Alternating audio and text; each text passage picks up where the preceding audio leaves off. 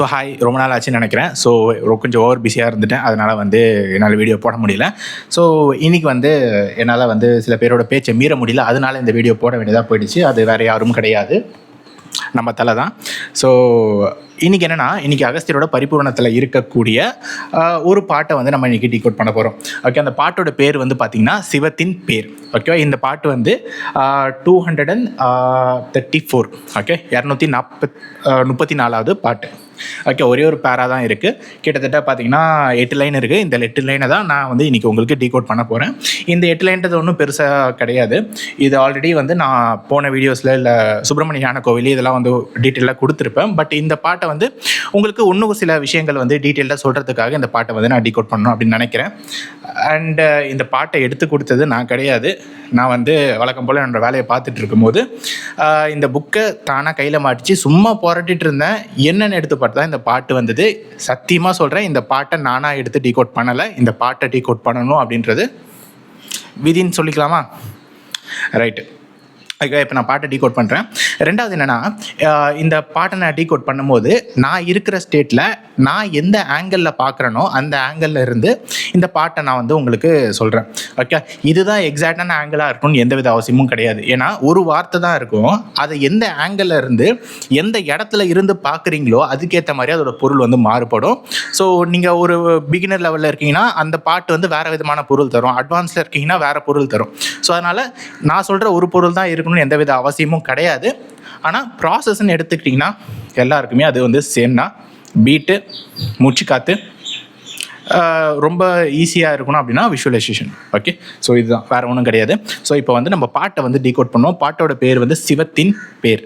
Okay, so நான் பக்கத்தில் பாட்டை போடுறேன்.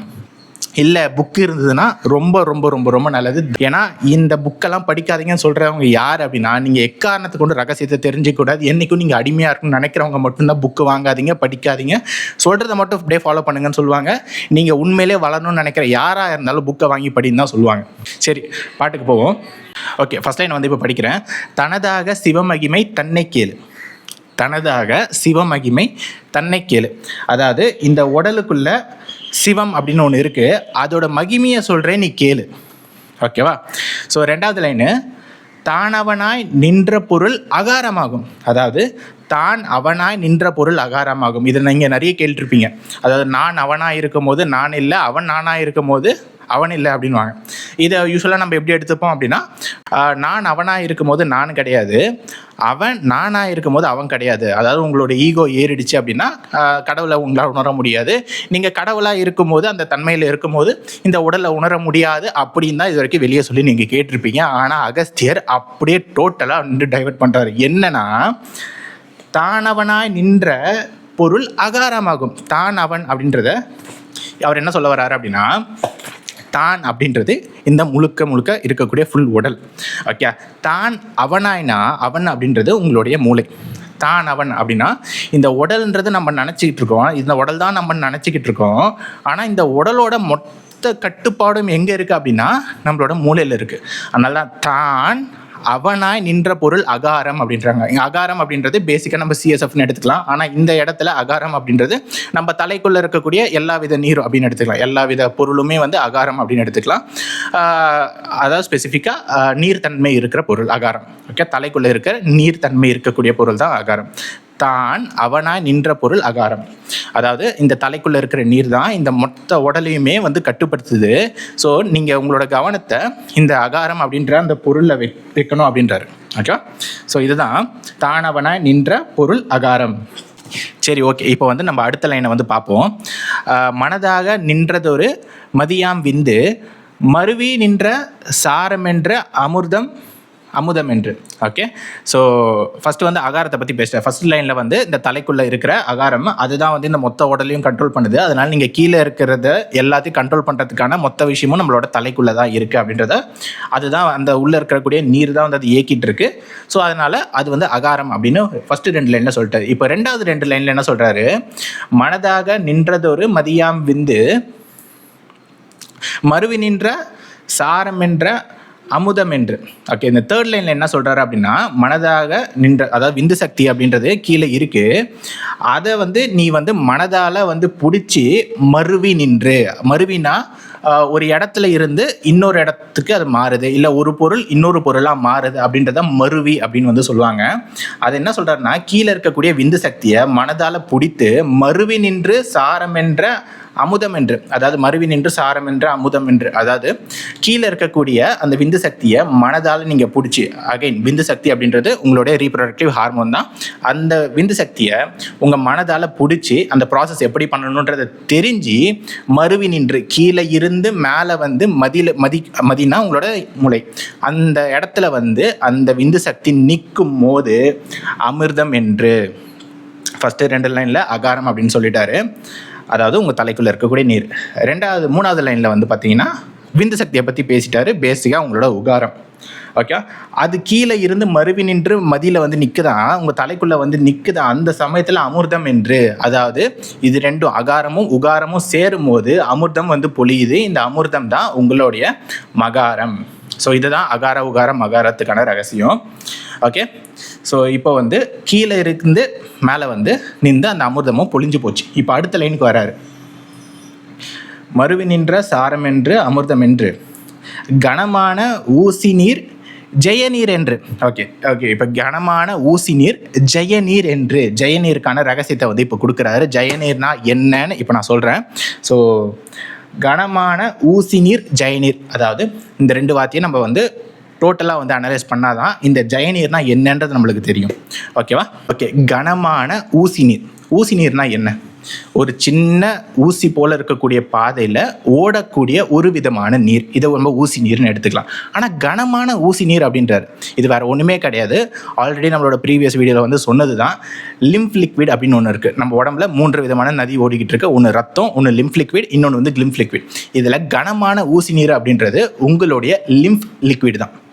ஓகே, இதை வந்து கனமான ஊசி நீர்ன்றாரு. இப்போது உங்களுக்கு ஒரு கேள்வி வரும், இப்போது மெல்லிசான பாதையில் ஓடக்கூடிய நீர் அப்படின்னு பார்த்தீங்கன்னா ரத்தம் கூட தானே அப்படி ஓடிக்கிட்டு இருக்கு, எதுக்காக நீ வந்து லிம்ஃபத்தட்டிக் லிக்விடை வந்து சொல்லிக்கிட்டு இருக்க, அந்த லிம்ஃப் லிக்விடை எதுக்காக சொல்கிற அப்படின்னு கேட்டால், இவர் கனமான அப்படின்ற வார்த்தையை யூஸ் பண்ணுறாரு. கனமான ஊசி நீர் அப்படின்னா ஏன் கனம் அப்படின்னா, இந்த லிம்ஃப் லிக்விட் அப்படின்றது நம்ம உடம்பு ஃபுல்லாக பாஞ்சிக்கிட்டு இருக்கு, ரொம்ப மெல்லிசாக தான் இருக்கும்.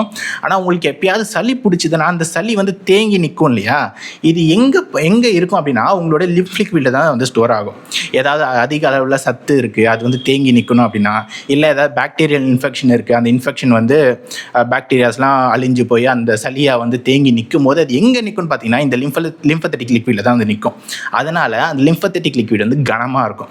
சரி, இது ஏன் டைரெக்டாக நம்ம வந்து கிளிம்ஃபத்தட்டிக்கல் லிக்விடாக இருக்கக்கூடாது, கிளிம்ஃபத்தட்டிக் லிக்விட் சிஎஸ்எஃப் தானே, அதுவாக இருக்கலாமே அப்படின்னு கேட்டால், சிஎஸ்எஃப்ன்றது வந்து கனமாக இருக்காது. ஓகே, அது வந்து ஒரு மாதிரி ரொம்ப தண்ணி மாதிரி இருக்கும். ஓகே, ஸோ இன்னும் ஸ்பெசிஃபிக்காக சொல்லணும்னா, இந்த வாய்க்கு மேலே இருக்கக்கூடிய ஓட்டையிலிருந்து அந்த சிஎஸ்எஃப் வந்து வெளியே வரும்போது அது வந்து ரொம்ப சில்லுன்னு ஒரு விதமான, எப்படி சொல்லலாம், ஒரு விதமான மெட்டாலிக் ஸ்மெல் வந்து இருக்கும் வாய்க்கு மேலேருந்து வரும்போது. அதுதான் வந்து எக்ஸாக்டாக அந்த அகாரம் வந்து வெளியே வரதுக்கான ஒரு ப்ராசஸ். முன்னாடியும் வரும் பின்னாடியும் வரும். இப்போ அதுக்குள்ள டீட்டெயிலாக போகிறதா இல்லை. இப்போ நான் சொல்கிறது இந்த பாட்டை மட்டும்தான். ஓகே, இதில் கனமான ஊசி நீர் அப்படின்றது உங்களுடைய லிம்ஃபத்தட்டிக் சிஸ்டம். ஓகேவா? இந்த சளிலாம் வருது இல்லையா, அந்த பாதை உடம்போட ஃபுல்லாக கனெக்ட் ஆகிருக்கு. அந்த பாதையில் இருக்கக்கூடிய நீரை தான், கனமான ஊசி நீர் தான் ஜெய நீர் அப்படின்னு சொல்கிறாரு. ஓகேவா? ஸோ அதனால் கிளிம்ஃபத்தட்டிக் லிக்விட் கிடையாது, ஏன்னா அது ரொம்ப தண்ணி மாதிரி இருக்கும், அதில் பெருசாக வெயிட் கிடையாது, பிளட்டுக்கும் பெருசாக பெரிய லெவலில் வெயிட் கிடையாது. இந்த இன்ஃபெக்ஷன் ஆகும்போது அந்த அந்த அந்த லிம்ஃப் லிக்விடில் தான் அந்த நியூட்ரிஷனாக இருக்கட்டும், பாக்டீரியல் இன்ஃபெக்ஷன் எல்லாமே வந்து ஸ்டோர் ஆகும். அதனால் அது கொஞ்சம் கனமாக இருக்கும். அதனால் கனமான ஊசி நீர் ஜெயநீர் அப்படின்னு சொல்கிறாரு. இப்போ அடுத்தது கருவான உதக நீர் தண்ணீர் என்று. ஓகே, கருவான உதக நீர் தண்ணீர் என்று, இது வந்து சுப்பிரமணிய ஞானக்கோவை பார்ட் 1 அப்படின்னு நினைக்கிறேன். அதில் வந்து இந்த மூளையை வந்து கருவோட, அதாவது குழந்தையோட ஒப்பிட்டு நான் வந்து பேசியிருப்பேன். அதில் வந்து இந்த மூளை உருவாகிறதுக்காக ஒரு விதமான நீர் வந்து இருக்கும், அந்த நீர் தான் வந்து உதக நீர். ஓகே, இதில் கருவான உதக நீர் தண்ணீர் என்று, அந்த மூளை உருவாகிறதுக்கான அடிப்படையான ஒரு நீர் இருக்குது தலையில், பேசிக்காக சிஎஸ்எஃப்னு சொல்லிடலாம். டெக்னிக்கலாக போட்டால் நிறைய வார்த்தைகள் வந்து யூஸ் பண்ண வேண்டியது இருக்கும். பட் நான் இந்த இடத்துல சிம்பிளாக சொல்கிறேன். பேசிக்காக உங்களோட சிஎஸ்எஃப் தான். ஓகே, ஸோ இந்த சிஎஸ்எஃபோட சர்டன் பகுதியில் உருவாகக்கூடிய ஒரு நீர். என்னால் இப்போதைக்கு அவ்வளோதான் சொல்ல முடியும். ஸோ கருவான உதக நீர் தண்ணீர் என்று, அதாவது இந்த மூளை உருவாகிறதுக்கு அடிப்படையாக இருக்கக்கூடிய ஒரு நீர் தான் இந்த உதக நீர், தலையில் இருக்கிறது. ஓகேவா? குணமாக இன்னும் வெகு பேர்கள் உண்டு. இது மட்டும் இல்லாமல் இன்னும் எக்கச்சக்க விதமான நீர்கள் உங்கள் உடம்புல இருக்கு. அதை குறித்த சிவம் அகாரத்தை கொண்டு தேரு. இந்த மாதிரியான நீர் உடம்புல நிறைய இருக்குது. அதை குறித்து அந்த சிவம், அதாவது தலையில் இருக்கக்கூடிய அந்த அகாரத்தை என்ன பண்ணு அப்படின்னா கண்டு தேரே. அந்த விஷயம் எல்லாம் உன் தலையில் என்ன இருக்குது, எந்தெந்த நீர் எந்தெந்த இடத்துல சுரக்கும், அதை எப்படி பயன்படுத்தினா உன் உடம்பு எப்படி மாறும் அப்படின்ற அந்த எல்லா விஷயத்தையும் தெரிஞ்சு நீ கண்டு இந்த ப்ராக்டிஸை பண்ண அப்படின்னா நீயும் சிவனாகலாம் அப்படின்றாரு. இதை கண்டு நீ ஓடு, நீயும் சிவனாக. அப்போ சிவன்னா சிவபெருமானா அப்படின்னு கேட்டால் இல்லை, சிவன் அப்படின்றது ஒரு ஸ்டேட், சிவம் அப்படின்றது ஒரு ஸ்டேட்டு. அகஸ்தியருமே சிவன் தான், போகர் சிவன் தான்.